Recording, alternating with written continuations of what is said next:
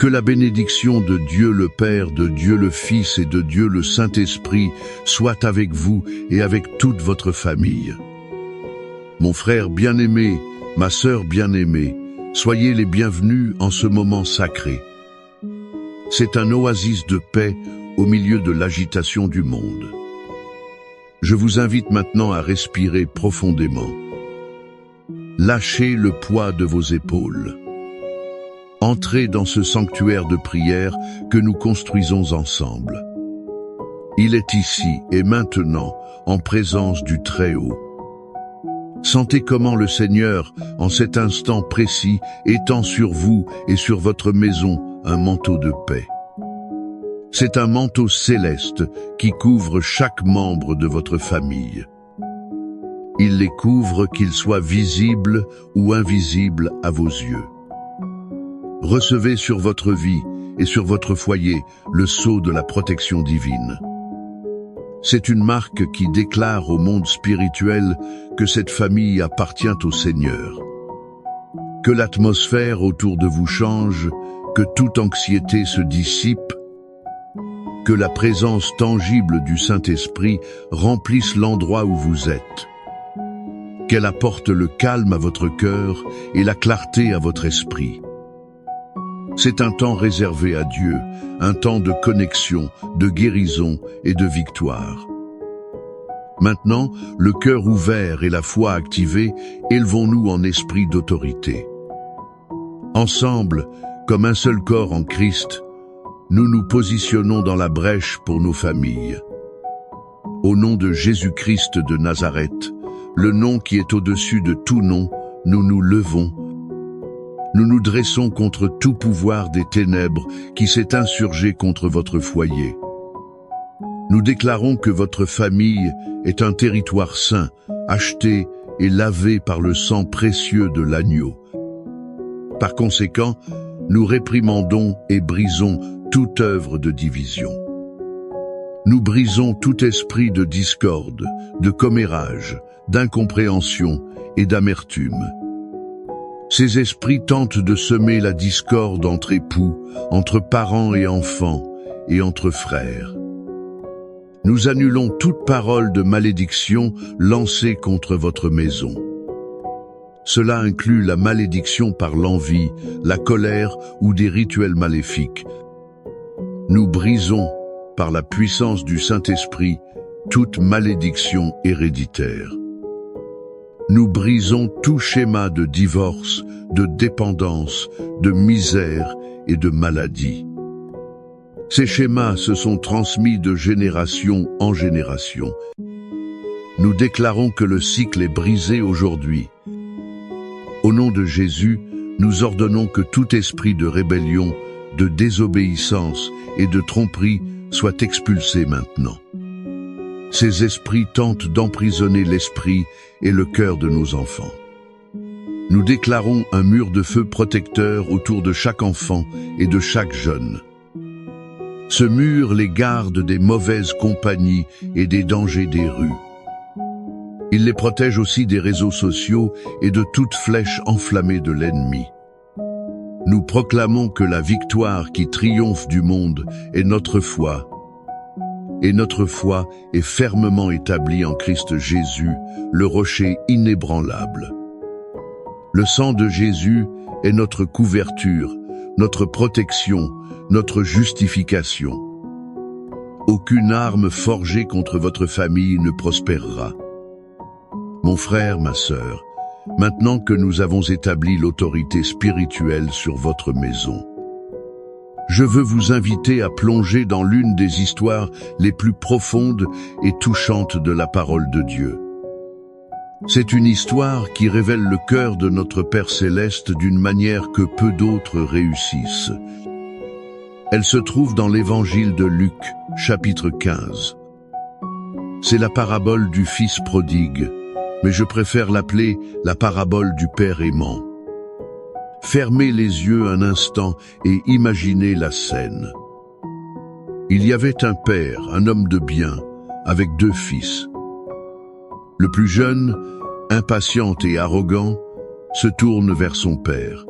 « Il lui dit des mots qui, dans cette culture, équivalaient à souhaiter sa mort. Il lui dit, « Père, donne-moi la part des biens qui me revient. » Le cœur de ce père a dû se briser en 1000 morceaux. Mais, par amour, il concède. Il respecte la décision de son fils, même en sachant que cela le mènerait à la ruine. Et ainsi, le jeune homme part pour une terre lointaine. Il emporte non seulement de l'argent, mais aussi un morceau de l'âme de cette famille. Là-bas, loin des yeux et de la protection de son père, il gaspille tout. Il dépense son héritage en fêtes, en plaisirs éphémères. Il le dépense avec de faux amis qui n'étaient intéressés que par sa richesse. Bientôt, l'argent vient à manquer. Et pour aggraver les choses, une grande famine s'abat sur le pays. Celui qui vivait autrefois dans le luxe souffre maintenant de la faim. Désespéré, il se soumet au travail le plus humiliant pour un juif. Ce travail consiste à s'occuper des porcs. Et la Bible dit qu'il désirait remplir son estomac de la nourriture que mangeaient les porcs. Mais personne ne lui donnait rien. Pouvez-vous sentir la profondeur de cet abîme? La solitude, la honte, l'odeur de la boue, le froid de la nuit, le gargouillement de l'estomac vide. C'est là, au fond du trou, au plus bas de son existence, que l'Écriture dit quelque chose de puissant. C'est là qu'il revint à lui-même. Il se souvint. Il se souvint de la maison de son père. Il se souvint que même les serviteurs de son père avaient du pain en abondance. Pendant ce temps, lui, le fils, périssait de faim. Et à ce moment-là, une graine d'espoir germe au milieu du désespoir. Il décide de revenir. Il répète un discours de repentance. Il dit, « Père, j'ai péché contre le ciel et devant toi. Je ne suis plus digne d'être appelé ton fils. Traite-moi comme l'un de tes serviteurs. » Maintenant, changez le point de mire de votre imagination. Pensez au Père. Jour après jour, depuis le départ de son fils. Imaginez cet homme, déjà aux cheveux blancs, montant une petite colline au crépuscule. Il force sa vue sur la route poussiéreuse, espérant et aspirant à apercevoir la silhouette familière. Chaque voyageur qui apparaissait à l'horizon apportait une pointe d'espoir. Elle était suivie d'une pointe de déception. Les voisins chuchotaient peu, « Être, il ne reviendra jamais ». Mais l'amour du père refusait d'abandonner. Et puis, un jour, il voit, de loin, une silhouette, sale, maigre, boitant. Ce n'était pas le fils orgueilleux qui était parti. Mais le cœur du père l'a reconnu immédiatement. Et que fait-il? Il attend sur le perron, les bras croisés, pour dire « Je te l'avais bien dit ?»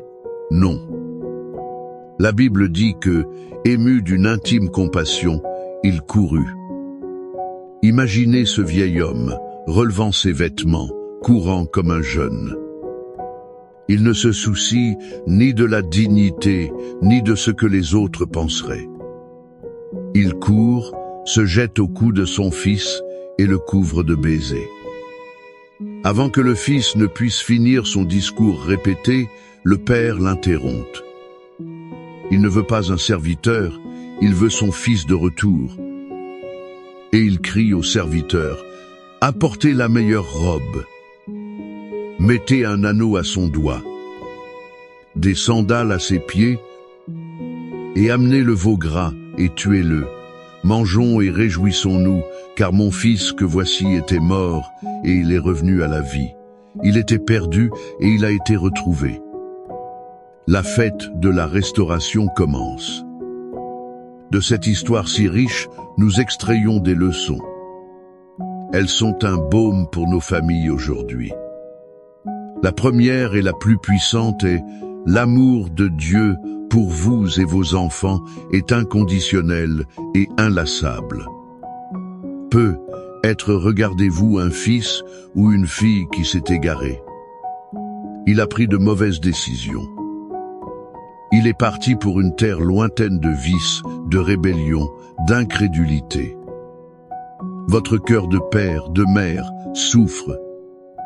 Sachez que le cœur du Père Céleste souffre avec le vôtre. Mais il n'abandonne jamais. Il reste sur le perron du ciel, tous les jours, regardant la route. Il attend le retour.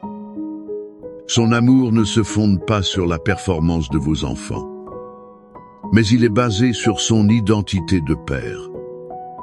Ne perdez pas espoir. Continuez à prier, car le Père attend. La deuxième leçon est, il y a toujours un chemin de retour. Peu importe la profondeur du puits. Peu importe la distance parcourue par quelqu'un. Le moment de revenir à soi est une œuvre du Saint-Esprit. L'ennemi veut que nous croyions que l'erreur est la fin. Il veut que nous pensions que la honte est une barrière infranchissable. Mais la grâce de Dieu est plus grande que notre plus grand péché. Il y a toujours un chemin de retour vers les bras du Père. Et ce chemin s'appelle Jésus. Pour vous qui vous sentez peu, être comme le Fils prodigue, sachez ceci. Le Père n'est pas avec une verge à la main. Il vous attend avec un anneau d'honneur et des vêtements de justice. Enfin, la troisième leçon est, la force du pardon est ce qui restaure la famille. Le Père n'a pas reproché ses erreurs à son Fils. Il n'a pas dit après tout ce que tu as fait. Il l'a simplement aimé et l'a restauré à sa position. Combien de fois, dans nos familles, conservons-nous des listes de rancœur? Combien de fois utilisons-nous le passé comme une arme dans le présent? N'est-il pas temps d'agir comme ce Père? De courir à la rencontre de celui qui nous a offensés, que ce soit le conjoint, le fils ou le frère? D'offrir un pardon qui n'exige rien, un amour qui restaure la dignité? Pensez-y dans votre famille, qui a besoin que vous couriez vers elle les bras ouverts aujourd'hui. Ce Père aimant de la parabole est un reflet de notre Dieu. Et il ne nous aime pas seulement, mais il nous a aussi laissé de puissantes promesses de protection et de soins. L'histoire nous montre son cœur. Et les psaumes nous donnent ces paroles de garantie. Le psaume 91 est la promesse de protection de ce Père. C'est pour chacun de ses enfants qui décide d'habiter en son refuge secret. Le psaume 23 est la certitude que ce Père, tel un bon berger, nous guidera. Il pourvoira à tous nos besoins. Je veux vous inviter maintenant à fermer de nouveau vos yeux, si cela est possible. Respirez profondément et recevez ces paroles. Ne les recevez pas comme un poème ancien, mais comme un décret prophétique sur votre vie et votre famille. C'est l'héritage des enfants de Dieu. Recevez. Celui qui habite sous l'abri du Très-Haut reposera à l'ombre du Tout-Puissant. Je dirai de l'Éternel, il est mon Dieu, mon refuge, ma forteresse, et en lui je me confierai. Car c'est lui qui te délivrera du filet de l'oiseleur. Il te délivrera de la peste pernicieuse. Il te couvrira de ses plumes, et sous ses ailes tu te réfugieras. Sa vérité sera ton bouclier et ta cuirasse. Tu ne craindras ni les terreurs de la nuit, ni la flèche qui vole de jour. Tu ne craindras ni la peste qui marche dans les ténèbres, ni la contagion qui dévaste en plein midi. 1000 tomberont à ton côté, et 10 000 à ta droite. Mais le mal ne t'atteindra pas. De tes yeux seulement tu regarderas, et tu verras la récompense des méchants. Car toi, Éternel, tu es mon refuge. Tu as fait du Très-Haut ta demeure. Aucun mal ne t'arrivera. Aucune calamité n'approchera de ta tente. Car il donnera ordre à ses anges à ton sujet. Ils te garderont dans toutes tes voies. Ils te porteront sur leurs mains, de peur que ton pied ne heurte une pierre. Tu marcheras sur le lion et sur l'aspic. Tu fouleras le lionceau et le serpent. Puisqu'il m'aime si ardemment, je le délivrerai aussi. Je le mettrai en lieu sûr, car il connaît mon nom. Il m'invoquera, et je lui répondrai. Je serai avec lui dans la détresse. Je le délivrerai, et je le glorifierai. Je le rassasierai de longs jours, et je lui montrerai mon salut. Père bien-aimé, Dieu Tout-Puissant, nous nous approchons de toi en nous fondant sur ces vérités. Merci pour ton amour de Père. Il court à notre rencontre, nous vêt d'honneur. Il prépare une fête pour notre retour. Merci pour tes promesses de protection et de soins. Et maintenant, ô Père, nous apportons devant ton trône de grâce chaque famille qui écoute cette prière. Seigneur, nous prions spécifiquement pour ces fils et filles qui sont dans une terre lointaine. Comme le Fils prodigue, qu'ils puissent revenir à eux-mêmes en cet instant précis. Que le Saint-Esprit les convainque de péché, de justice et de jugement. Et qu'un insupportable désir arde de la maison du Père, inonde leur âme. Nous brisons toute cécité spirituelle, toute tromperie. Nous brisons toute amitié qui les retient loin de toi. Nous créons, par la foi, un chemin de retour à la maison. C'est un chemin sûr et illuminé par ta gloire. Nous crions, Père, pour les mariages en crise. Là où il y a des murs de silence, qu'il y ait du dialogue. Là où il y a des blessures de trahison, qu'il y ait le baume de ton pardon et de ta guérison. Là où il y a froideur et indifférence, que le feu du premier amour soit rallumé maintenant. Restaure l'unité, la complicité, le respect et l'amour entre les couples, Seigneur. Nous prions pour la réconciliation au sein des familles, entre parents et enfants qui ne se parlent plus, entre frères devenus étrangers à cause d'un héritage ou de paroles dures. Verse ton esprit de paix et de pardon. Que les cœurs endurcis deviennent des cœurs de chair. Qu'ils soient disposés à pardonner et à demander pardon. Et, Seigneur, comme ton psaume 23 nous le garantit, tu es notre berger. Et nous ne manquerons de rien. C'est pourquoi nous prions pour les finances de chaque famille. Nous réprimandons l'esprit de misère, de dette et de chômage.